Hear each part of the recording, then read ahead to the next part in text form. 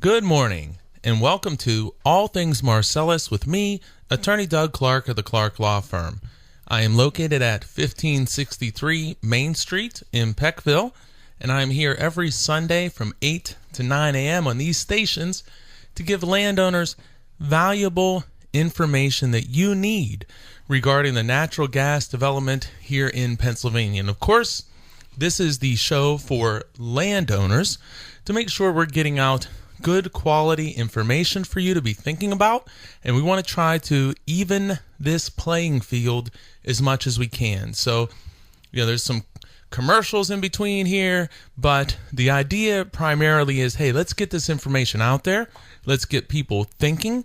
Let's make this information available for the landowners, because I don't know if there's many other resources out there to get this information out. So it's very important that we get this out to you, the landowners. And I've been doing the show since August of 2010. So you can go to pagasleaseattorney.com, go to pipelineattorney.com. A lot of great landowner information there. And also, you can go to YouTube, you can go to iTunes. We post these radio shows. We make them available for everybody for free. You can go to the podcast section of iTunes, type in All Things Marcellus. Go to YouTube, type in All Things Marcellus. We recently started to do the YouTube within the last several months, and I know I've been kind of teasing this, but I promise you, major renovations to the website that I'm very excited about. I've been working weekends, nights, and early mornings, writing the content. Also, in other words, the words, they're going to be on the website. So I'm really excited about that. I'm revamping it. We're going to have a lot of new material available there. One of the things I was working on this past weekend here was the top 10 biggest landowner mistakes that landowners make whenever they're entering into the process. And this was for the gas site at pagasleaseattorney.com. But the same process or same mistakes, a lot of them overlap to the pipelineattorney.com. And I'm going to be doing a top 10 there as well. But I'll tell you, I'm going to have to try to figure out a way to do a new number system, because as I was going through and revamping the site and coming up with some new ideas for this top 10, because one of the things that I've preached before and will continue to preach is, I started the website in 2010, and at that time wrote these top 10 mistakes that people were making, at that time. And a lot of these mistakes continue, and they're the same mistakes that people continue to make today. But one of the big things that a lot of people do not realize is that this market, the gas leasing market, the pipeline market, the market for surface use agreements for roadways, all of these different storage agreements, compressor station agreements, all of these different agreements, the market as far as what a landowner can obtain for compensation, for property protections and addendum terms, is constantly changing. And in some cases, it's changing in a positive manner, especially with pipeline agreements and surface and roadway agreements. We're able to do more and more and often get more compensation, sometimes very substantially more compensation. Other times, we can always strengthen these agreements and make them more fair for the landowner. But then also, in the gas leasing is just fascinating, because there are pockets in Pennsylvania where I'm seeing a lot more activity. Other areas have really become silent. And we've had one area in negotiations that I've been working on where the price literally has doubled. We've also seen recently where royalty percentages have gone up in ongoing negotiations. So there are pockets and areas where these numbers are increasing, but you as a landowner must be so careful. Attorneys representing landowners must be so careful to understand where these pockets are, what this means, the benefits, the pitfalls of holding out and pushing. You really need to understand the most complete picture you can when you're making these decisions. And gas leasing, it's something where Back in 2008, 2009, 10, attorneys threw out their shingles, hey, I do oil and gas law, hey, I do gas leases, things like that. And at the time, I think that, in my opinion, that representation at that time was so much easier because it was this period of open leasing where companies were just trying to acquire land, trying to acquire leases, because they know, and this is another thing I always preach about. Remember, Pennsylvania isn't the first state. Well, they were the first, but it's not the first state to see this type of activity, to see this type of rush. So these companies know what they're doing. A lot of Pennsylvanians and attorneys don't know. And, this is a first experience, so you're doing the best you can with this. So we got to look and say, okay, we recognize that these companies have gone through this process before. So back in 2008, 9, 10, even into 11, there's this open leasing where there's kind of standards where everybody's kind of getting the standard agreement. If you know what to ask for, you're going to get a better agreement, and it's an easier process. But today is a lot different. It's not that you can go on the internet and type in oil and gas lease addendums and cut and paste and create this addendum and send it to the company. In most cases, the company's going to laugh at you. Maybe not to your face, but it's not the way it is today. In some cases, in some areas, and that's the key to understand those areas, to understand your specific situation, maybe you can get a better agreement. But if you're in an area where the market is really down and you're surrounded by this one single company, and you went online and you found these 10 pages of addendums and you throw them out to the company, they're going to get thrown. The next throw of these addendums is going to be in the garbage. It's not going to happen. Now, that's not to say you don't try, and that's not to say that you can't get very valuable terms in any lease. But representation today and landowner leverage today, the market today, royalty language, interpretation of royalty language, litigation surrounding royalties, those are things which are a lot different. Those things are occurring.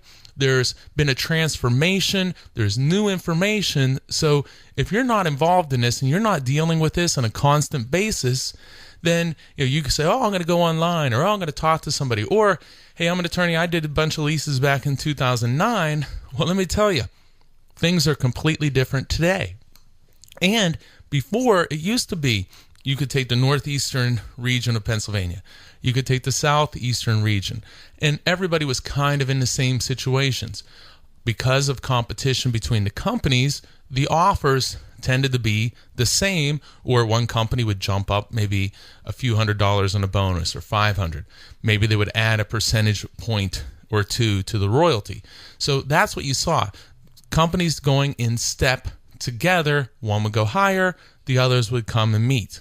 Today, you can sit there and you can be, great example, take Susquehanna County in northeastern Pennsylvania. You can be in a Cabot area where Cabot is developing and receive a lease offer of $3,500 per acre and 18.75% royalty. Let me tell you, I love Cabot's offer. I have a lot of respect for what Cabot is doing. I really do, as far as the lease offers go.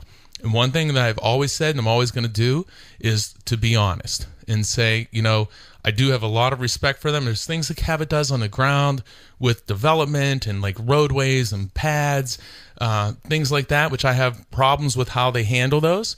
But in oil and gas leasing, one of my favorite companies to deal with is Cabot. And I have to say, I have a lot of respect for how they're presenting these leases to people. I have respect for how they're calculating royalties. I know they've had problems. I'm not here to say this certainly is nowhere near commercial for Cabot. If you have any agreement presented by Cabot, especially roadway, well site, you need to call me or somebody else and get some assistance, because there's things they're doing there that I'm not crazy about at all. But you can have an offer from Cabot, $3,500, 18.75%, and you can go right down the road, and sometimes not very far down the road, and you can get an offer from Southwestern at $500 and 15%. And no guarantee by far that they're not going to take deductions and for post-production costs from your royalties. In some cases, they just say, look, we are. Take it or leave it. They're very aggressive in their negotiations. Certainly not one of my favorite companies to deal with lease negotiations, because if they don't have to give it to you, normally they're not going to give it to you. So they run it a lot different fashion than what Cabot does. So if you have a lease offer from Southwestern and you go online and you're looking at all these things and you're looking at these addendum terms or you're hearing these numbers, you need to understand what this market is, and you need to understand what they may be agreeable to. Same thing with Cabot, same thing with Chesapeake, Chief, EOG, Shell, SWEPI, all the companies in out in the southwestern part of the state. We got Range out there. We're doing EQT, all of these different companies. You need to understand the market of your area and what this company is willing to do. And we want to learn from past experience and certainly other people's mistakes. And coming into this, going online, just researching online, you're going to get some bad information. You're going to get information that's not relevant to you. And you need to understand also, where is the source of this information? The source could be a bad source. It could be something that a landman wrote. It could be a bad source because it's somebody that's bitter about this process, and understandably, maybe in their case. But you have to understand that, and you have to understand your region and your market as of today, not as of 2 months ago, as of today. Because if today the numbers have gone up from where they were 2 months ago, you need to take advantage of that, because you're not always going to be told by the landman, oh yeah, we can give you more money. Generally speaking, you're not. So same thing. If the numbers have gone down, you need to understand that too, because you don't want to be in a situation where you're hanging on thinking you're going to get more money and these numbers are going down and you may get left out of production. If you're willing to take that risk, then that is fine. And I respect that, and that's everybody's choice. But what you have to do and what you have to know is, are you taking that risk? There are people who are taking serious risks who don't even know that they are. And that's a concern. You need to understand your situation, because this is evolving quickly and always changing. I am Attorney Doug Clark. This is All Things Marcellus. And I'll finish up the segment. Regular listeners probably know and get bored of it, especially at the beginning. I can hear it here. I got this little scripty thing that I read off of. Well, I don't read off of it, but I kind of bounce around, as, again, regular listeners know. But just again, who am I? Attorney Doug Clark, Clark Law Firm. Been doing the radio show since August of 2010. I represent landowners and only landowners. I've done hundreds and hundreds of gas leases, hundreds of pipeline and water line agreements, very involved in royalty litigation, royalty deductions, estate planning, more and more, and I see my focus directing even more and more to estate planning as I go forward, gas lease amendments and modifications, unitization issues. Do you have a claim of bad faith unitization? Many people think they do. Unfortunately, many times they're not correct, but sometimes they are. And so if you feel that you have a claim and you want to explore that, and we do those things as well, and give you honest, straightforward advice. Like I said before, honesty is the key. If you don't have a claim, say, look, in my opinion, you don't have a claim. No stringing along, none of those things. Treat people like you want to be treated.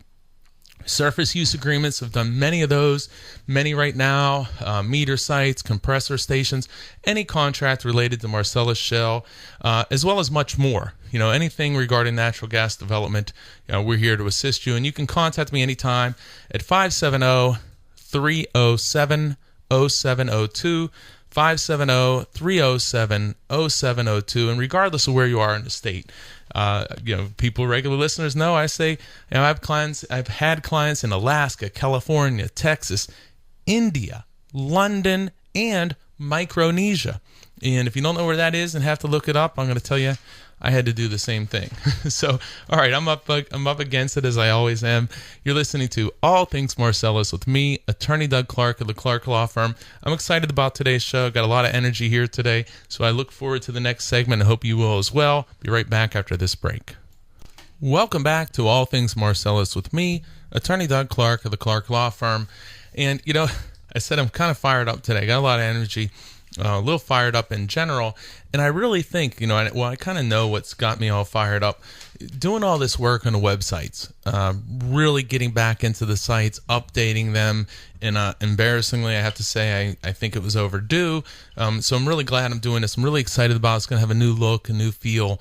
Really excited about it, and it's kind of re-energized me as I go and I'm writing all this new text for the websites, trying to get this information out there. And I swear, if there was a big rock somewhere where I could stand and scream certain things out to landowners where people would come and listen, I would do that, because I start typing and I'm writing and I'm working on these, talking about these top 10 biggest mistakes landowners make, and I find myself, I can write books. I can sit there and write a book about these things, and it's just so frustrating because I see that landowners continue to make these mistakes, and it's just about trying to get this word and information out to people to get them thinking. One of the things that I think that landowners get worried about, and I talk about this before, and I think about it when I was a kid. My mother and father, I never even heard the term lawyer or attorney unless it was on TV. I do not believe in my entire lifetime at my house, and from 0 to 18, that I know of, that my family, my parents, ever went to a lawyer. They didn't have a lawyer. They never went to a lawyer. And, sure enough, too, my grandparents had signed a gas lease on their property out in Armstrong County in the western part of the state. Now, back then, I think they signed for $5 or less per acre, and it was a standard. That's what people did then. And, again, at that time, it didn't really make sense to get a lawyer in most cases, and people couldn't afford it, and you certainly don't want to have a higher legal fee than you do in what money you're getting. But that's that mentality of, hey, never needed a lawyer, haven't had a lawyer. Maybe there's some fear or apprehension, more apprehension than fear to contact an attorney. But I'm going to tell you, whether it's me or somebody else, I say that so many times, and I mean it. I really do mean it. If it's not me, make it somebody who is experienced and understands your circumstances, that understands how to maximize these agreements to your benefit. Look, I'd love to help you, but if it's not me, it's not me.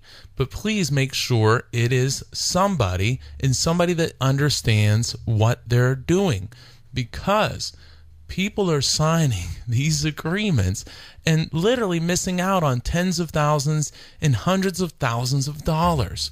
Also, missing out on the ability to limit what a company can do on your property.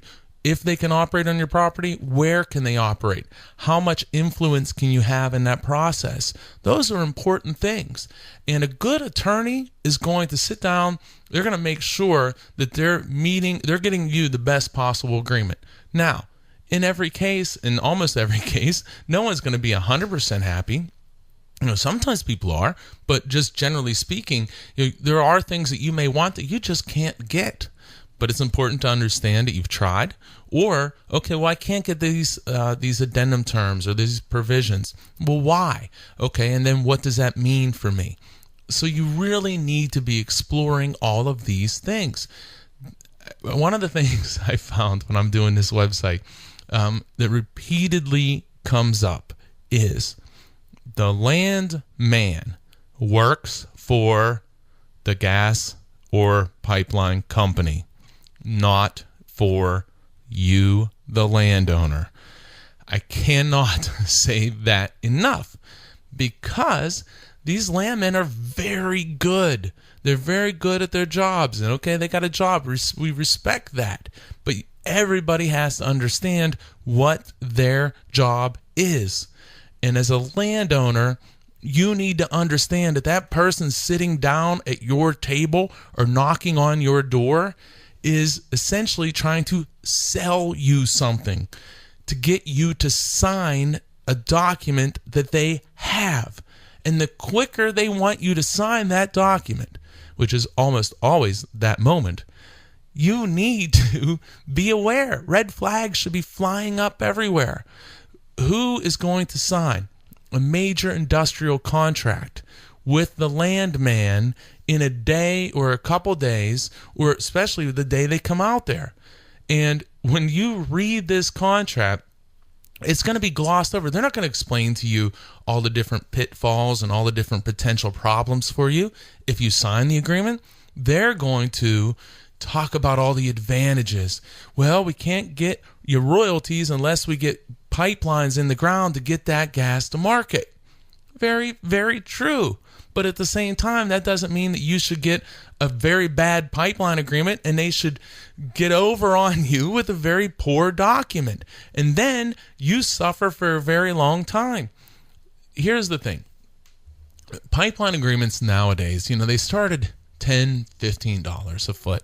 Some companies do it per acre of the area of the pipeline. But overall, say $10, $15 a foot. Now, routinely at $25, $30, and more per foot. In some cases, companies have paid in excess of $100 or even more than $100 per foot. And I have seen numbers on many occasions go from a $15,000 offer to a $100,000 offer. I've seen it multiple times, and even more, from $50,000 to $200,000. You have to understand what your circumstances are. Not one time has a landman gone to the landowner and said, listen, I'm going to offer you here, I'm authorized to offer you $25,000. But hey, if you ask for 75 and you ask for terms that are going to limit the size of the right-of-way, you're going to ask that we can't put telephone poles, electric lines, or cables, that we're limited to 1 or 2 pipelines, that this agreement is going to terminate in a certain time if we don't use it. Well, if you ask for all those and $100,000, you can have that. Well, that doesn't occur. You know what, though? But if you have a good attorney and they understand your leverage and your situation, and I promise you, make no mistake that this doesn't happen in every occasion, but you look at your situation and you figure this out, and your attorney or somebody who's skilled and experienced can say, hey, look, there's something here. Here's what we think we can do, and let's talk about this process and see what number may work for you and how you want to handle this. Well, you may come out of this with a $100,000 agreement and all the other items that I talked about, versus, oh, hey, landowner, I'm the landman, I'm real pro landowner. Listen, I haven't met one landowner that goes out to the company or goes out to the land, or I'm sorry, I haven't met one landman who has gone out to a landowner and say, hey, Mr. Landowner, I'm going to be honest, I'm real pro company. I'm all about the company, and I want to try to get you the worst agreement for you, but the best agreement for the company. That's what I'm here to do. I haven't ever heard that. But what I have heard is, oh, hey, Mr. Landowner, I'm the landman, but you know what? I'm a real pro landowner. I'm all about the landowner. This company's bad. We need to make sure you're protected. I'm all about the landowner. Well, if the company's so bad and you're all about the landowner, then why are you working for the company out there asking the landowner to sign a form boilerplate agreement at the lowest possible compensation offer this company will make? Why would you be doing that if you are pro landowner? If you were a pro landowner, then you would explain to the landowner all the different pitfalls and problems with the agreement that you have in front of them, and you would say to them, hey, look, I wouldn't sign this. You need to talk to somebody who understands this, who can explain the legal ramifications. There may be additional compensation that's available. There is almost certainly additional terms that are available that are going to result in less impact on your property and probably greater compensation if there's future activities. So do they say that to you? Of course they don't. Of course they don't. So everybody out there, and it just continues to happen. Landowners will call, oh boy, that landman was really nice. He tried to get these terms, but he couldn't, so I guess we can't get them.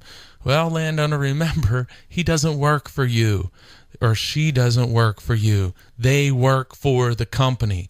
And if they're so pro-landowner, then why aren't they telling you all these other things?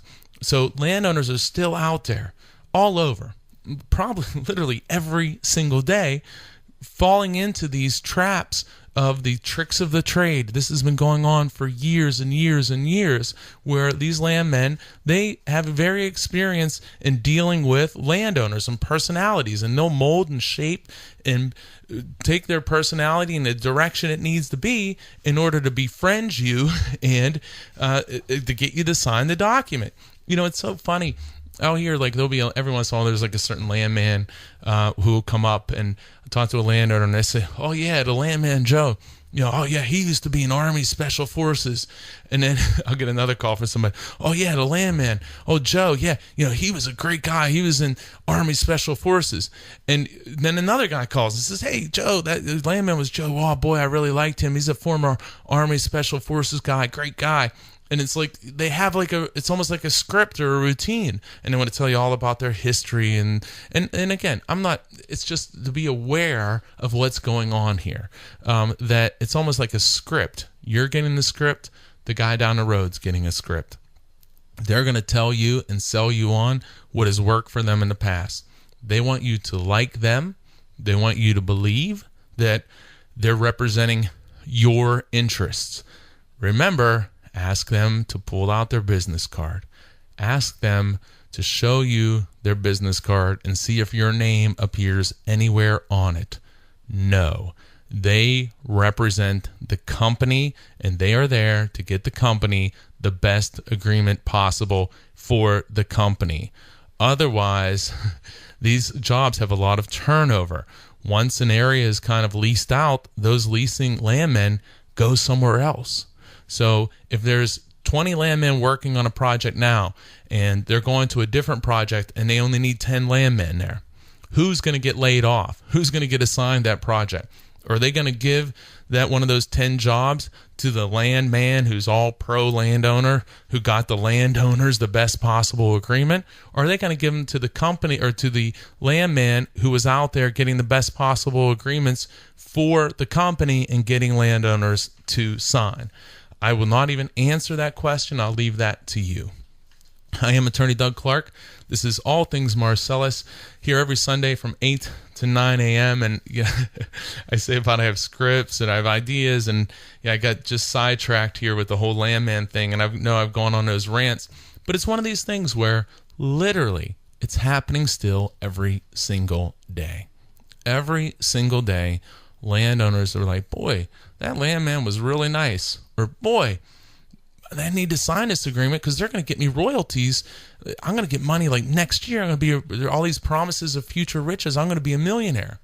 Well, just look around. That's not what's occurring everywhere. Some people are benefiting very well, but they tell you, hey, we need to get these pipelines in the ground. We're going to make you money. We're going to get you money. But the agreement that they present to you to sign says that they don't even have to put the pipelines in the ground or start working or even pay you for 2, 3, 4, 5 years, sometimes more. And so ask them this question. Hey, if this is such a hurry, you need to get this done right away, instead of having a 3-year or 5-year window in which to start these operations, why don't we make it 1? Why don't we make it 2? Well, you don't know, we don't know what's going on. Well, you just told me 10 minutes ago that you wanted to get these lines in the ground next year and start getting me money. All right, I'm going to let this go. I apologize, but I do get fired up. And again, it's not that the landmen are bad people by any means. There's landmen I really, really like, and most are courteous and fine to deal with, but that's their job. We need to know, you need to know and understand their job and their role in this process. You have to understand that. It's not to beat them up as individuals. They have a job to do and they're doing it the best they can. But you have to understand that that's the job that they have. When you go in to buy a used car, You understand that the guy you're speaking with to sell you the used car is trying to sell you this car. Understand, it's not necessarily the same thing, but in some ways it's the same or similar. They're trying to sell you on signing this agreement. How great it's going to be for you. Well, very rarely are these agreements nothing but roses for the landowner. Make sure, whether it's me or somebody else, that you're getting this assistance and advice. It is critical, and people keep making mistakes, and we want to avoid that. All right, I'm way past yet again. I am Attorney Doug Clark. You are listening to All Things Marcellus here every Sunday from 8 to 9 a.m., and I'm going to be right back. I'm going to talk some leasing issues. I'm going to get off the land, man. Talk some leasing issues here right back after this break. Welcome back to All Things Marcellus with me, Attorney Doug Clark of the Clark Law Firm. Remember, you can always contact me if you'd like directly at 570-307-0702. That's 570-307-0702. We're here every Sunday from 8 to 9 a.m. And remember to go check out pagasleaseattorney.com, pipelineattorney.com. Great information for you as landowners, and we are going live soon. I'm going to put a new target. I'm going to say by the 1st of January of 2015, maybe sooner. I certainly can promise I'm trying to make it sooner. We're going to be live with the new gas site and shortly thereafter with the pipeline site, but pagasleaseattorney.com. You should check it out now and go back, keep checking. Very excited. I'm writing. I'm like a mad scientist here in the evenings, in the morning, writing new text, working on the site, and it's pretty fun. I'm enjoying it. It's just about getting the time. So check out the websites. We're going to be posting, as we have been, the radio show since August of 2010 up on the websites at pagasleaseattorney.com. Also check out pipelineattorney.com. All right, switching gears now. Leaving the landman. Leaving my little script stuff, let's talk about addendum terms and gas leases. And here's what I want to talk about. I say talk about addendum terms. Well, what we see is, and I've been doing more leasing. I think I said before, I have like a leasing drawer of files, and it's starting to kind of, grow and grow and grow. And so we're seeing more leasing in northeastern part of the state, the southwestern part of the state, and other areas as well. I've talked a lot about Tioga County recently. I had a new client from Westmoreland County just this past week for a gas lease. So we're seeing a lot more leasing activity in recent times. So we see that and we say, okay, what's going on? I talked earlier about how these markets are changing, that you can't always get what you used to be able to get, but in some areas, surprisingly, you can do very well and get some additional addendum terms. But even in areas where it's a tough fight, usually, in almost all cases, almost every single case, we're able to do something or things that are going to benefit you as the landowner. That's certainly going to make it worth your while to have an attorney who knows what they're doing to get you the best possible agreement, to increase it where it can be increased. Sometimes the increase isn't as big as we'd like. Other times the increase and the benefit is substantial. And you have to understand your circumstances. And if it's a situation where you're presented with an offer where, say, for example, I know we're just really going to have limitations on what we can do here. Well, you take that history. You take that history with this particular company. You take your history and knowledge from dealing with many other companies, and you give the best advice to the landowner and say, look, here's what this company does. And we need to understand this. We need to get in and out, get you the best possible agreement, and then move on. So you're not running up legal expenses and not seeing a benefit for that. Now, in other areas, we know, hey, this company will negotiate and we can do some different things. So let's talk about this. What's important to you? What can we possibly do? And let's make sure that we're maximizing your situation with this company in your case. And a good attorney is going to know right at the beginning, hey, what are we going to be able to do here? What's realistic? You also, many times, there's the conversation with the landowner to say, I believe me. I do understand these terms.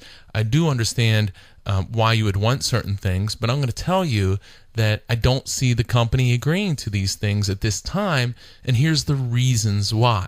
We can go ahead and ask for them, or maybe we want to kind of modify what we're going to ask for, because maybe there's some other terms that are really important. And if we use history and modify the way we present this, we can get you the best possible agreement. But if we just, if you just go on the internet and copy 50 addendums and throw them out there, well, you may just end up not even getting anything considered. So, like I started in the first part of the show saying that representation for everything, oil and gas leases, pipeline agreements, surface agreements, all of these types of agreements, compressor, meter site, above ground facilities. Representation today is very particular, and it's a lot different to what it used to be back when there was all of this development. And knowledge and experience is going to guarantee that you get the best agreement you can in your circumstance. And just going out and looking at or reading about message boards and things like that, what people obtained in the past, or maybe even didn't obtain, but they just claim they did, that's not going to help you. You need today's advice by somebody who has the experience and history to give you that best advice, whether it's me or somebody else. Look, you can always contact me. I have a passion for what I do. I love to represent landowners. I want to make sure that we're evening this playing field as much as possible. I want to make sure that every one of my clients gets the best possible agreement that we can obtain. But whether it's me or somebody else, get some assistance. Don't be taken advantage of. And every day, people are being taken advantage of, and I don't know if they're afraid. There's this apprehension to get assistance. Get assistance. I promise you, a good attorney is going to make it way to your benefit that you contacted them. It's going to be a good thing for you that you contacted that person. And if they can't help you, they're going to tell you they can't help you. And you need to have somebody you're comfortable with. It's so important today. It's so very important. More important than even what it used to be when people were kind of signing not only a boilerplate lease, but boilerplate addendum terms. Well, now it's not the same. So you need to make sure you're maximizing your situation. I am Attorney Doug Clark. You're listening to All Things Marcellus. I am here every Sunday from 8 to 9 a.m. And here we finally go talk about some addendum terms. So, okay, landowners are offered new leases. And I'm seeing some situations where there's a lot of unique terms out there. We're seeing some smaller companies come in and try to acquire acreage, and we look at it and say, well, why are they acquiring this? And a lot of times they're acquiring it in hopes that they can assign, or what people call sometimes flip, or transfer to other companies. And we want to look at all these things. Is this a company that's going to actually drill? Is this a company that's just looking to cut a deal on your lease and transfer it over to another company? And if that's the case, you got to be super careful, because there's often a lot of loopholes in these agreements to allow this company to back out of the deal. So very important. If you're dealing with a company that you never heard of, if you're dealing with a company and you go and you look online and you say, they were just created a year ago, 2 years ago. Well, you need to learn more. You need to get more history. You need to get more history that you can dig up, but also history maybe that your attorney knows that can provide to you. So you have to be very careful. So we're seeing a lot of different types of offers and different addendum terms. I'm just going to go through some terms and give you some ideas of things which are just classic pitfalls. And when I say pitfalls and I say classic, some of them are very common, some of them aren't so common, but it's an idea of what's occurring out there today. And it's occurring all the time. So here's like one example. In this particular case, the landowner it was very important to them that they were guaranteed that they were going to receive full payment. What I mean by that is we're seeing more of, in some areas, instead of getting a bonus payment, I'll make up a number of $1,000 within 120 days that you sign the lease, or within 90 days you get $1,000 per acre. Well, a lot of companies are starting, especially in the central part and western part of the state, they have some kind of more complicated offers in how they're paying and splitting payments. You got to be very careful about that. The landman is going to want to point to the big number, but the reality is you may never get that big number. You need to understand that. You need to understand what may occur in order for you not to get that big number, and are you guaranteed? And you need to understand that, because again, people are thinking, I'm going to get $2,000, $3,000, $4,000 per acre. And the reality is that's very unlikely. You need to understand your situation. So in this case, the landowner was very concerned and wanted to make sure that they were guaranteed all the money, but also wanted to set it up that they were going to get, say, half of the money say this year and half of the money next year for tax purposes. It's a whole other show on that. Okay, whole other show. If you're splitting that, you need to make sure you got to be careful. I mean, you got to be careful. That's a whole other show. But please, if you're splitting payments, be careful, because if you get one payment, maybe the company surrenders or gives up the lease and you never get another one. It may be right, may not be right. It's a unique situation and you need to be careful. Okay, so in this case, the landowner is very excited because the lease says, or the addendum says, we're going to give you half of this money in 2014. Then we're going to give you the other half of the money in January of 2015. Well, that's a good deal, we think. Okay, and the landowner's like, okay, this is great. I'm going to get half in 2014, half in January of 2015. So it's meeting my goals of, trying to do this for tax purposes, but also it's nice because you might get the one payment in December, you might get it December 20th, and the next payment the first week of January. So you don't have that big year or more gap where maybe the company does surrender the lease and doesn't pay.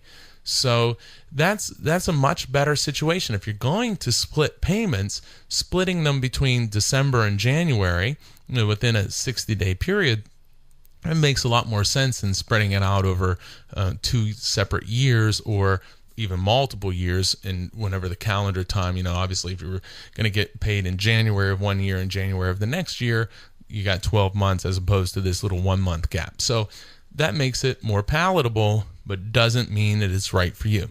Okay, but in any event, in this case, hey, great. I'm going to get half the money in December 2014. I'm going to get half the money in January 2015. That's a big motivator to me. However, so and very often there's howevers, and that's what nobody's talking about, and that's what the landman's not telling you.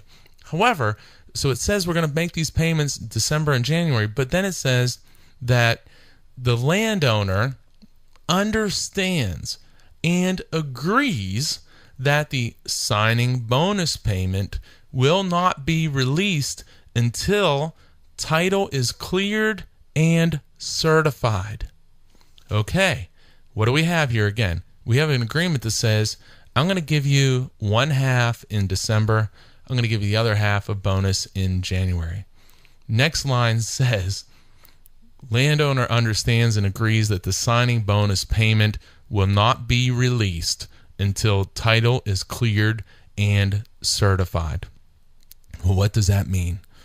Well, I'll tell you what it means. You're sure as heck not guaranteed that you're going to get these payments in December and January. And in fact, what if there's a title issue that comes up? What if that title issue lasts a very long time?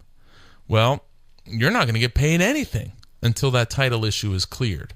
And what if the company, what if they're slow in doing their title? What if they don't get done with the title in December of 2014? Well, what happens then? They're telling you have these inconsistent statements right after each other. Well, what does that mean? So when I talked to this landowner, I said, listen, I understand what your goal is here. I understand what you want to do, but you need to understand that that's not guaranteed here. And you need to understand whether you're comfortable with that or can we guarantee it? And that's one of those questions where, well, you may ask the company and the company turns around and says, well, no, we can't do it. Well, if they can't do it, that means you might not get paid in the way that you thought you were going to get paid. And that's just one small example. I'm going to go through several more here in the last segment. So things like this are happening all the time. And the landowner's like, oh, this is great. I'm going to get a check in December. First off, they may never get a check. And second, there's no guarantee that title, when is title going to clear and that they're going to get this payment. And there's ways around that, but it's certainly not covered in what's going on here in the agreement this landowner has. I am Attorney Doug Clark. This is All Things Marcellus. I'm going to be right back. You can listen, remember, every Sunday from 8 to 9 a.m. and also pagasleaseattorney.com. Go on YouTube, type in All Things Marcellus. I'm going to be right back after this break. Welcome back to All Things Marcellus with me, Attorney Doug Clark of the Clark Law Firm, here every Sunday from 8 to 9 a.m. I got a short segment here, so I want to get to this. Okay, we got talking about addendum terms. These are examples and things to be thinking about and things that are occurring and some things to make you think about, okay, do I understand everything that's going on here? Here we go. Here's another part of this this addendum and this offer to a landowner. They provided to me to review, and we did a consultation, went over these things. One of the big things for this particular client landowner was eliminating any roadways or pipelines, well pads, or dictating where these locations were to occur. So sometimes, in some cases, you can actually have maps attached to a lease saying, okay, you can operate here, or here's where the roadway can be. Here's where a pipeline can be. Here's where you can have a well pad. That's not, it's not something that's extremely common, but certainly something we've done in the past. So in this particular case, there's been a map or these promises. Okay, well here, we definitely want to operate in your property. Here's what we want to do. Well, comes time then for the agreement. Well, there's no map now, and I wasn't involved in this part of the process, but there's no map. So what there is, though, is, and they say, hey, yeah, landowner, you're okay, we got you all covered. So here's some of the problems. Here we got this language saying that the prior to any of these operations, that the company and the landowner will agree in writing to the location of all facilities contained either on the well pad, where wells could be, where roadways, pipelines, or any other facilities on the property. So you have to agree in writing. Then it also goes on to put maximum sizes of these different items that could be on the property. Then it goes on to say that we're also going to set a price that we can drill off of your pad into other units that you're not participating in. So that typically isn't allowed under the lease agreement, but this one's crafted that it is allowed. This landowner doesn't know the difference. They think, okay, well, this is normal. Well, it's not normal. And if it's going to occur, then there should be more of a benefit than what they're paying. And remember, if you're going to have these other pad or wells on your pad, you're going to have more activity. It's, if you're going to agree to it, hey, that's great, but it should be something you're aware of, and that you consciously say, okay, I want to do this, and whether it be for the money or whatever reason, there should be a reason. But getting back to, this landowner thinks, okay, I have them. I have to agree where anything is going to be in writing. Then it goes on to say, though, and this is where you have to be very careful. You have to really dissect these agreements. And frankly, a lot of times there's a lot of words there. So you have to understand what one section does, what another section does. There's contract language that we put in to say, okay, well, despite anything else that may contradict to this provision here or this language, this is the language that's going to control. So in this case, we say, okay, well, this sounds great. The landowner has to approve anything in writing. This is in one section of the agreement. That sounds great. That's wonderful. You have to approve it.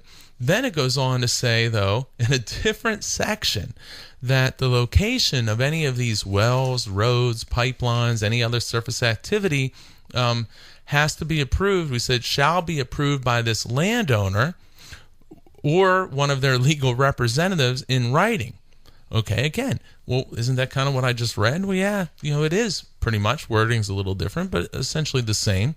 But the key words here then, the next sentence, such approval shall not be unreasonably withheld, conditioned, or delayed. So what does that mean? Well, if you only read the one section, you would say, hey, this is great. They need my approval. If I don't like it, I don't have to get it or give it. But then you go into a page or two later, you see, okay, well, all of these locations I have to potentially agree to because I can't be unreasonable. And what's even more disturbing in this particular case is there's some other language about allowing roadways that go across your property to well sites that do not produce gas from your property. And what happens is we get these kind of inconsistent statements. So this particular case, and this is very complicated to explain, but I'm going to just kind of give the overview. In this case, it appears there's an appearance in one portion of the agreement that says, hey, well, if you're going to have a roadway that's going to go to a neighboring property and I'm not going to benefit from this roadway, well, I have the ability to sign and say no, or not sign and say no. However, the lease itself gives the general authority for such a roadway, which is unusual but is happening more and more. So once the lease gives that authority, and then you have another section of the agreement saying, well, you have to sign off on and approve it. Okay, well, that's good because I just won't sign. But then pages later, you have the statement saying that any roadways have to be approved by you, but you can't unreasonably withhold your approval. That can result in a disaster. It may not seem like much to a lot of people at this time when nothing's going on, but I'll tell you, I talk to the people when all of a sudden the company wants to come in, put a roadway, divide your property in half, and essentially make it useless for any future development, to impact your farming, to impact your hunting, whatever that case may be. And it could have been prevented if you just did it the right way. Or you might have saw this coming if you were informed and understood what you were dealing with. So these tricks are occurring all the time. Also, inconsistencies which aren't being fixed or rectified or remedied. We see these inconsistencies in these documents, and they can be fixed if you know what you're doing, but the landman who's working for the company isn't fixing these for you. You need to get this fixed and remedied, or you may have a big problem. I am Attorney Doug Clark. This is All Things Marcellus. Again, I'm here every Sunday from 8 to 9. And the last thing, okay, I've got a few minutes left, and I think I can get to this. One of the things that clients want, or landowners want to say, hey, I want to have all my property in a unit. I want to guarantee I'm going to all be in a unit. I couldn't agree more. That's a wonderful thing. We'd like to do that. But if a company's going to say, and rarely will they agree to this, but if they will and say, okay, well, yeah, we're going to put all your property in a unit, well, the next question becomes when? And here's some language. It is agreed between the company and the landowner that the lease is that this lease can be unitized with other properties. And here's gets very interesting. The parties agree that if any part of this property is included in a unit, then 100% of the landowner's property shall be included in one or more drilling units. Well, what does that mean? What does that mean? And so here's we have a lease where, in these leases, if you have any of your property included in this unit and there's drilling, that holds your entire lease. So if you have 100 acres and 5 acres are placed in a drilling unit within, say, a 5-year term, so now you're held under this lease, it's not going to terminate. Well, this provision says if they put any in a unit, they'll put all in a unit, but it doesn't define a time frame. So at 5 years, if only 5 of your acres of your 100 is in a unit, has the company violated this agreement? I don't think so. Well, what about 10 years? What about 15 years? What about if they put 50 acres in a unit in 15 years and say, oh, we're going to put more in? Do you now have to sue them? Or could you have taken care of all of this? If the company was agreeable to unitize your property, could you say, hey, we want to guarantee that if you put any of my property in within 5 years, say within 10 years, all of it has to be unitized. Well, and if it's not all unitized, well, what happens? Well, Pew clause says that the property that's not unitized would revert back to you.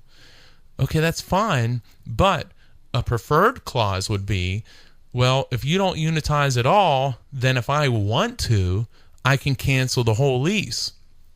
Well, if there's a drill underneath you, a well underneath you, the company isn't going to want to cancel that lease. So you're going to have a lot of leverage there. So it's a much better provision to have this 100% unitized within a certain time frame versus a Pew clause, which people think is a great provision, but nowadays it's not so powerful. I am Attorney Doug Clark. I'm up against it. I hope everyone has a wonderful week. There's plenty more to talk about in this, so make sure you keep staying tuned. Again, I am Attorney Doug Clark. You're listening to All Things Marcellus. Have a wonderful week, everyone, and I'll be back next Sunday from 8 to 9.